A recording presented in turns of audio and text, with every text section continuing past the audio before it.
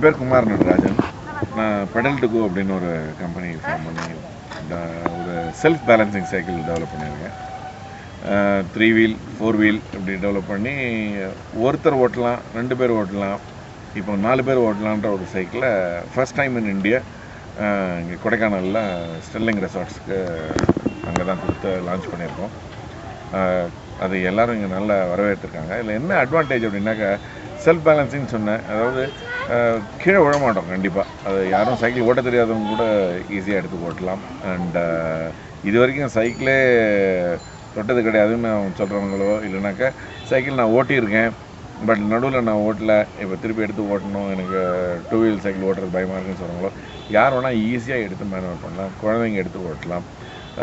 இதில் வந்து ஒரு 2-3 விஷயங்கள். ஒன்று, point A to point B நம்ம கம்யூட் பண்ண முடியும், ஒரு இடத்துல இன்னொரு இடத்துக்கு போக முடியும்.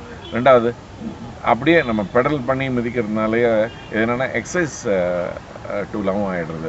அவுட்டோர் எக்ஸசைஸ் டூல்னு வேணால் வச்சுக்கலாம். சைக்கிளிங் மாதிரி இன்னும் கொஞ்சம் இதுவாகவே ஃபேமிலியாக போகலாம்.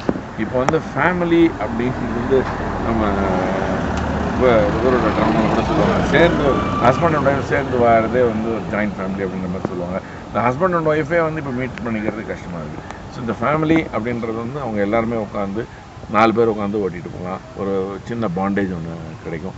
இந்த மாதிரி டூரிஸ்ட் ஸ்பாட்ஸ்லாம் வந்தாங்கனாக்கா ஃப்ரெண்ட்ஸ் அவங்கெல்லாம் சேர்ந்து ஒன்றா உட்காந்து ஓட்டிகிட்டு போகலாம். இன்ஃபேக்ட் என்னன்னாக்கா, எக்ஸிக்யூட்டிவ்ஸ் அவங்க போர்ட் மீட்டிங்கை ஆஃபீஸ் ரூம்குள்ளே தான் வச்சுக்கணும்னு அவசியம் இல்லை.